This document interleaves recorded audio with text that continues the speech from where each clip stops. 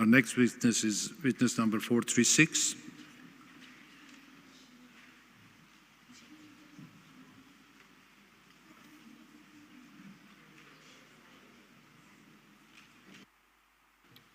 Witness 436 is on page 43 of your bundle.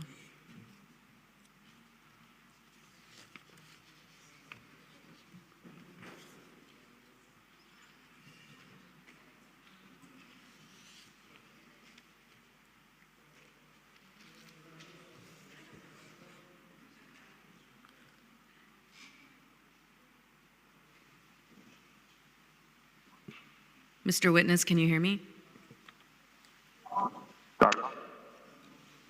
Yes, I do. The chair is going to swear you in right now. Good afternoon, Mr. Witness. Thank you very much for attending to give evidence. If you would repeat after me, please. I do solemnly declare that I will speak the truth.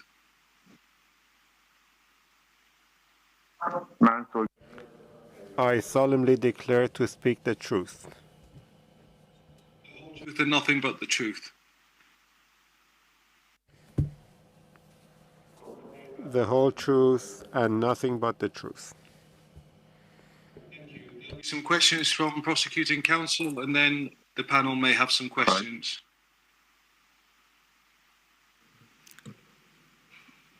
Thank you, Mr. Witness, for coming forward. Can you please tell the tribunal what happened to you on November 17th?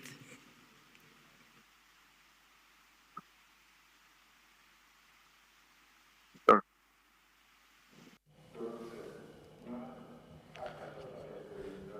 I went back home from work.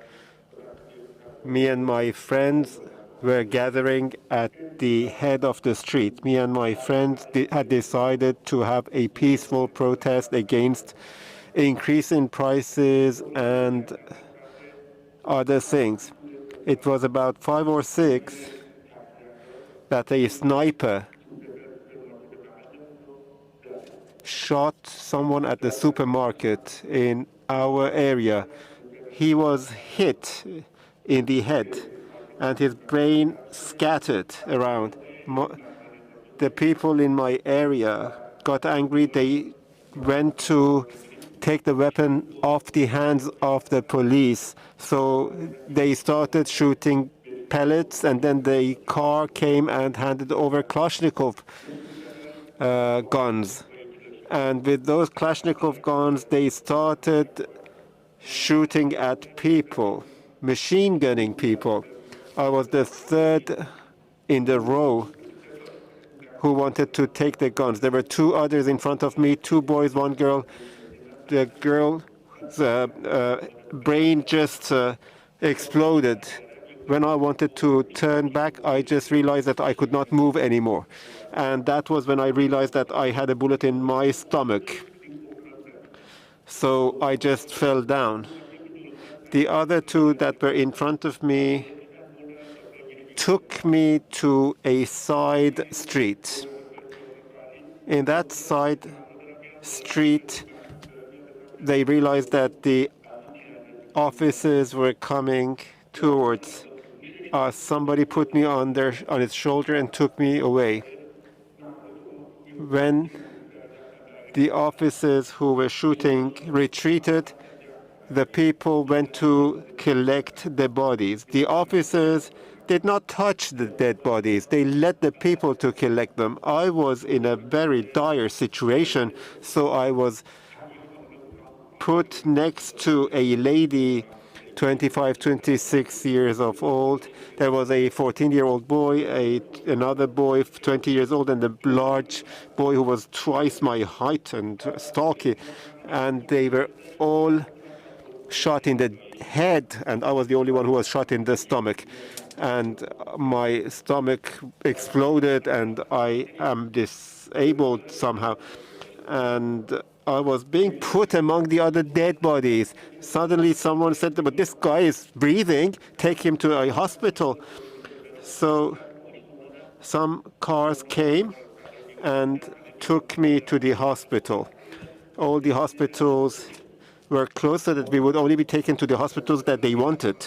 So we were sent to a particular state-owned hospital. The number of people who were shot were so high that there was no room for people to walk.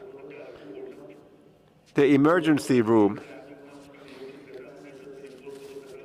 you could hear from the emergency room a lady shouting, "Please save my son, please save my son." All the injured beds were put next to each other. The hospital did not have even normal bandages anymore because the volume, the number of people who had been shot were so high.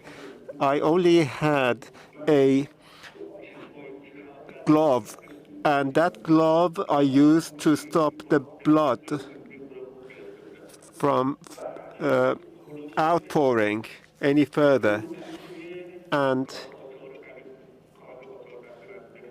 there were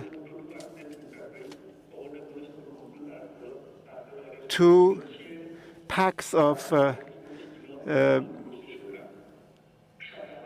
two packs of papers, of A4 packs of papers were put on the top of the counter, and they said that this was the number of the people who had been killed. So about 1,000 people were killed. About 1,000 pages, on each of which a name of a died individual was written, was brought and put on the counter. There were shortages of everything.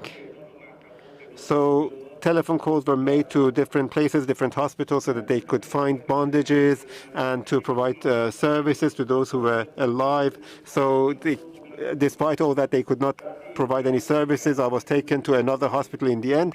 It was the 3rd day that an operation was carried out on me, and the security forces entered the hospital. At the time, I had bandages, and I had all devices connected to me, and then they started interrogating me.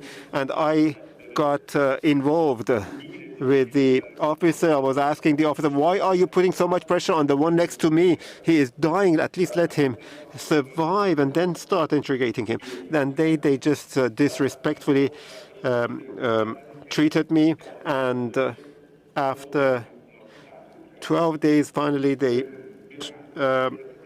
released me from the hospital, and they had told the hospital that whoever is being released from the hospital who has been shot, you should call us and we will come and take the individual. So they took me from the hospital handcuffed, foot cuffed, and I could not even walk at the time because of all my injuries, but they still handcuffed me, and they put me in a police car, and they took me to another car, an ordinary car at the time, and then they sent me to the security, and then from that security organization or whatever, they sent me to a prison. I wouldn't call it a prison. It was like a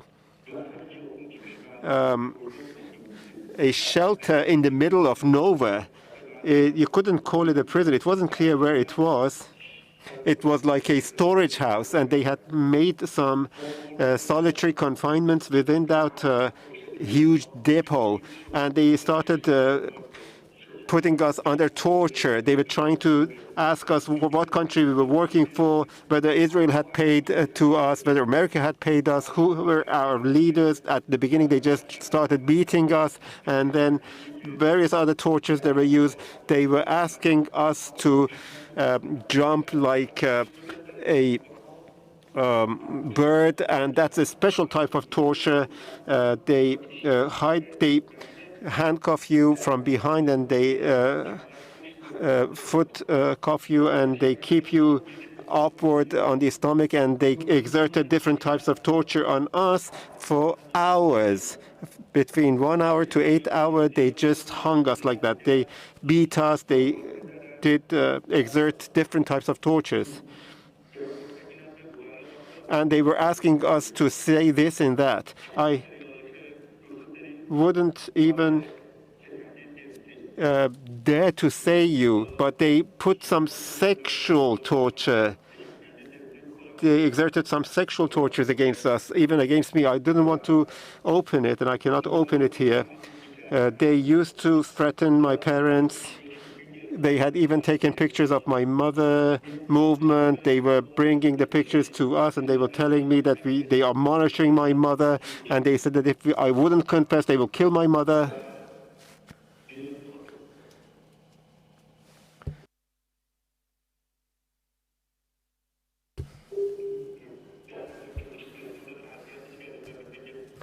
Apparently, they had stopped my mother. They had somehow annoyed my mother. They had, I think, slapped her in the face. This is what my mother told me.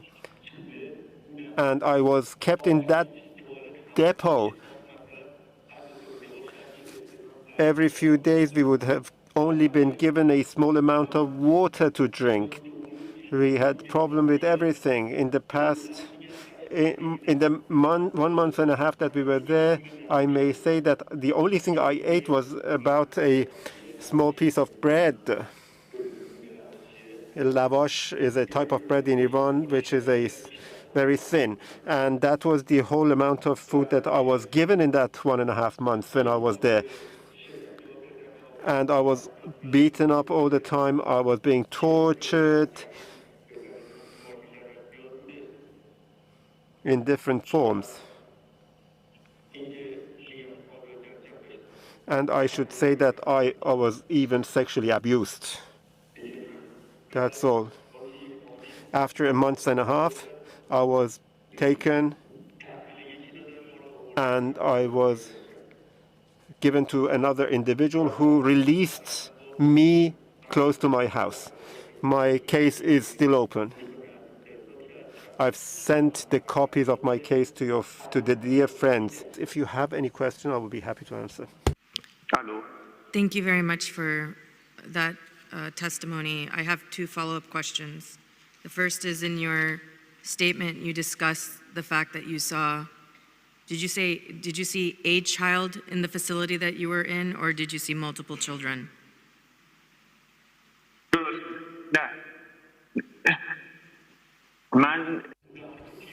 When I was shot, I forgot to mention this point. When I was shot and I was transferred to the hospital, when I was put on the stretcher, the first time, there was a mother and a newly born baby next to me on the next stretcher. They were not taking part in the protests. The mother was just trying to flee with her child, and the child was shot in the head. And from there, the bullet had gone inside the heart of the mother. So both of them had died in situ. And at the hospital, there was another 16-year-old boy who was shot by pellets. The pellets had gone underneath her heart and had not hit anything sensitive. I didn't see anyone else in the facilities, in the depot where I was kept. I could hear people, but I could not see others. I just I was only in touch with 2 torturers. I could only hear others. I couldn't see anyone else.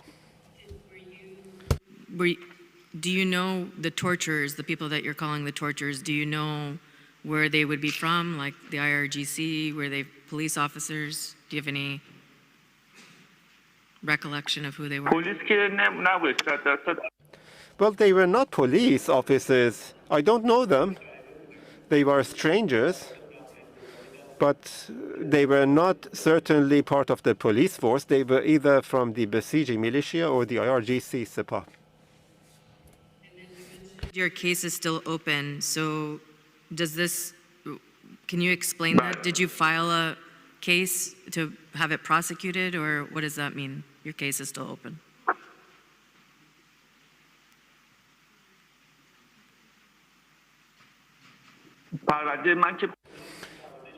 Well, the case of my complaint was that I said that I was not in the protests. I was just going back from work home. So they closed the case that I had opened immediately. But they opened a case against me saying that I was a rioter. They said that I was a saboteur. Have you You ever pursued a case in the justice system based on what happened to you?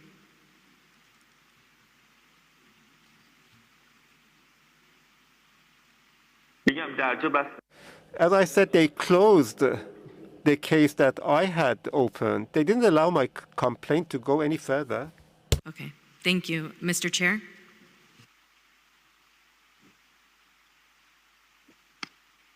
Ms. Rohan?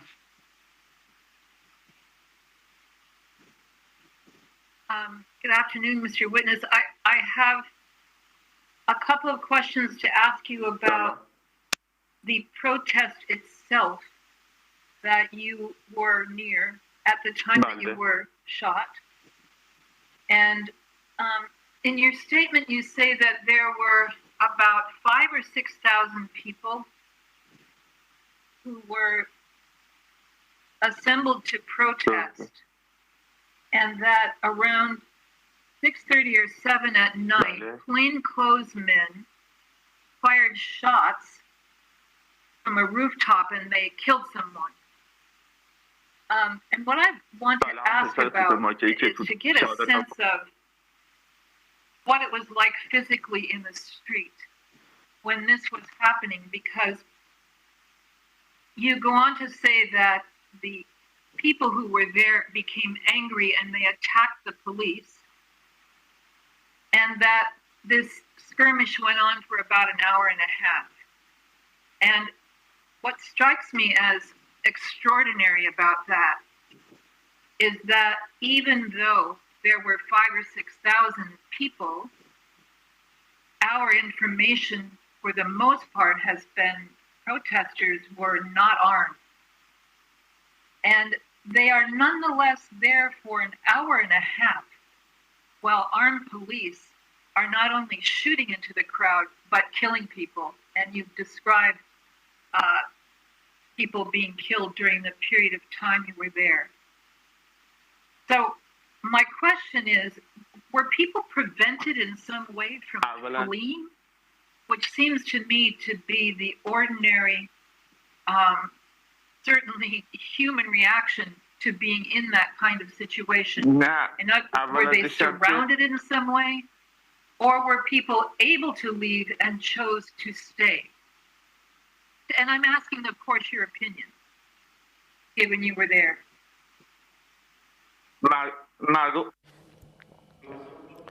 The people wanted to resist. On the first day of the shootings, I was shot. And the protests continued for another 3 days. It was 16th of November that I was shot, but the protests continued for another 3 days. We were having peaceful protests, and there was a sniper who shot at the head of a boy in a supermarket. People got angry, and that's when the clashes started. And before that, we just had tear gas and like that. And we used the same tear gas against the forces. We used to throw stones and like that. And at the time, they were using pellet guns only. A black car came, stopped, and handed over Kalashnikov to all the forces. That car belonged to Sarallah, the Sarallah patrol car, which belongs to the IRGC, the Sepah. It's a black car. They handed over the Kalashnikov, and they put a cartridge in, and then they started shooting. And they machine gunned the people. I'm at your disposal. I understand the protests went on for 3 days, and like I said, I'm trying to get a sense of this in terms of what it was like in the street. And what you're saying, and I, of course, accept your word, is that the anger of the people assembled was so great that unarmed, they remained, at least in the portion of what was going on in the early evening of the 17th of November, they remained in the street and attacked police, were firing guns at them, even though they were themselves unarmed. People did not flee, they stayed.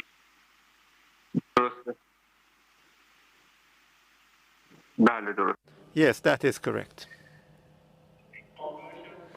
In the end, if the protests finished, that was because they attacked people's houses. During those nights, they arrested 100, 200 people every night. They used to raid people's houses. If it was just me, that wouldn't have been a problem. They threatened my mother. They used to threaten people's parents, children, sisters and brothers. They said that they will do this and that. So that's why people calmed down and decided not to carry on. I'm at your disposal. And were those raids that you mentioned, and let's go back, start on the 17th of November and the skirmishes and the shootings that occurred in the early evening. It was after those events and the nights that followed that there were raids of houses. In other words, not just protests in the street, but in the evenings, security forces were raiding the homes of citizens who weren't in the street. They were raiding the homes. And this was a continuous course of conduct during that period of time?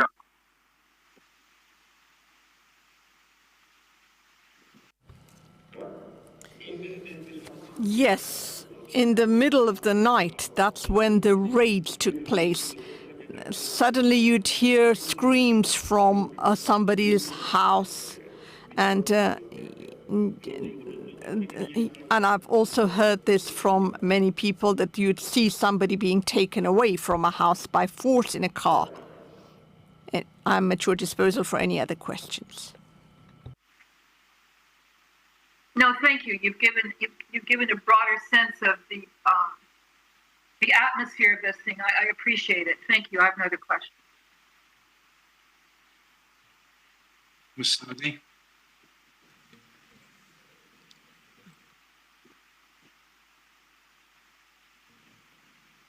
You're muted.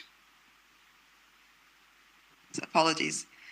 Mr. Witness, I just have one question, if I may. At the beginning of your testimony, you said that you went out for a peaceful protest over oil prices and other things.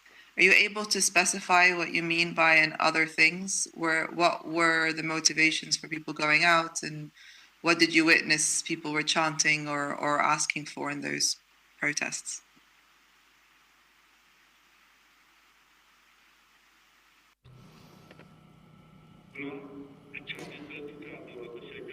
I've been taking part in protests for several years, and the people want an end to corruption and to the price hikes. You know about the corruption. You know how corrupt and dirty they are and how they are spilling people's blood. And the chants that the slogans they were chanting were death to the dictator, death to IRGC, death to the Basijis, death to Khamenei. And these anything people found abhorrent. People do not want that in the country anymore. It's not like other protests. You know, they were protesting because they really hated the system. They did not want the system. They want the system to be totally eliminated. This was people's demand. And when we had the fuel price hikes, and I don't know how much you know about the situation in Iran, but if any time there is a price hike, the price of everything else shoots up dramatically. So it affects the prices of everything. Even the basic necessities, the prices really shot up because of the rise in fuel price. Any other questions? I'd like to ask. That's all from me. Thank you.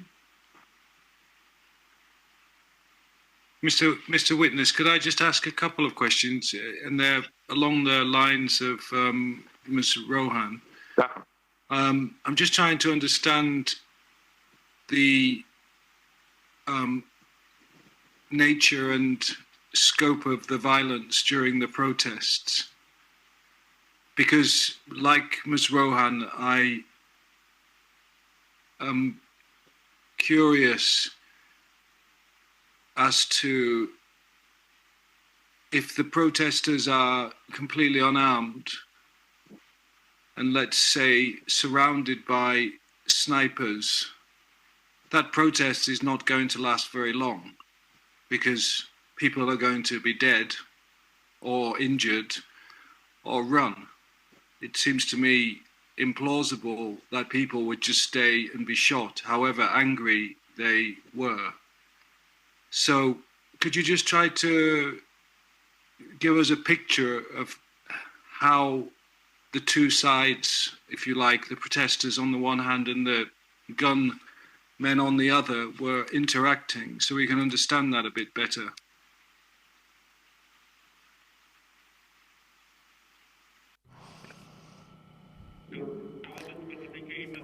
First, I want to clarify this by going back a bit in time. In the 2009 protest took part a few days, but we have the protest which was 10 years before that, and which lasted a month. And that, I tell you, the circumstances were even worse then. They were using tanks to drive over the people, and they were killing. And I tell you, 2009, in relation to the one 10 years earlier, was a lot better. Yes,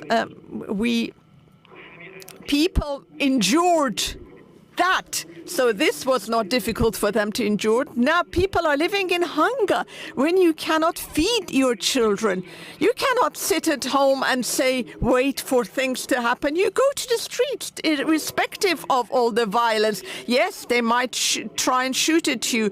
You cannot sit at home and suffer and witness the hunger of your children. When they say that when hunger arrives at your table, you forget any kind of fear you have. And yes, they were attacking us, but compared to 10 years earlier than that, when we had an even more violent crackdown, this was not as bad. So yes, even my mother was harassed. So they didn't care whether somebody was a child or an older person. So if you want me to go on, I'll go on a bit more. Let me just, but I understand what you're saying. I understand the protesters were angry and desperate. What I still don't understand is how they confronted the gunmen. If you could, do you understand my point? If there's 100 protesters and there's 50 gunmen, then the protesters will be, and the gunmen are determined to kill or seriously injured, then the protest doesn't last very long unless the protesters run.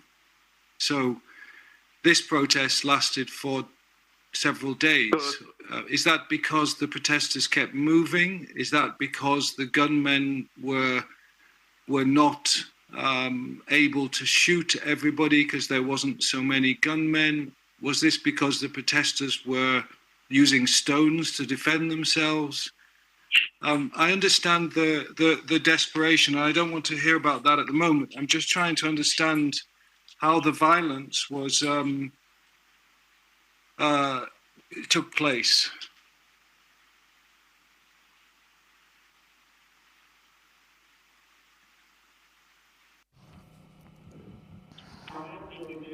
Yes, sometimes they moved the crowd, but there were many people. Let's say if there were 100 armed security people, there were over 2,000 protesters facing them. So they outnumbered the forces by a vast amount. Yes, and because the forces were frustrated, they started raiding people's homes and taking some people away from their homes in order to quell the protest. And I don't know. As I said, yes, people kept moving around as well. They didn't stay to be a fixed target. No, and, Iranian people, they know, they've learned. It's through experience. When you've had this system and when you've had protests in the past, you learn what to do. You know the art of survival. So people were ready to move around. They wouldn't stay still somewhere. And yes, they used stones as well to throw at the forces. And sometimes whatever they threw at us, we would throw them back at them. And that's how we defended ourselves. Thank you. That's much clearer for me, at least. Were some of the protesters setting fire to things? Was there attacks by the protesters on property?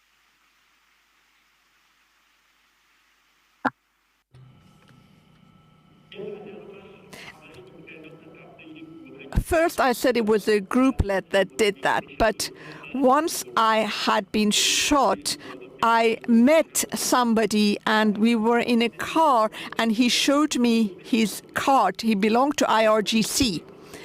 And I said, "Are you a cabbie?" He was a cabbie. And I said, you were formerly IRGC? And he said, "Yes, I want to resign from IRGC. I wanted to resign 2 months before the protest and they wouldn't allow me." And they allowed me they taught us how to throw homemade bombs inside places and set them on fire. He said, the cabbie who was in ex-IRGC, he said we were told to pretend it's the people who are throwing things. It was some kind of, I think it was some gas oil and petrol. It was some kind of a homemade device made up of oil, gas oil, and they told us it was fuel gas. Fogot, they called them. I don't know what it is. So that's what we were told to build and to throw at these public places and set them on fire. That's it. Okay. Thank you, Mr. Witness. I've got nothing further. And I don't think the panel has. Council, do you have any follow-up? No follow-up. Thank you, Mr. Witness. Mr. Chair.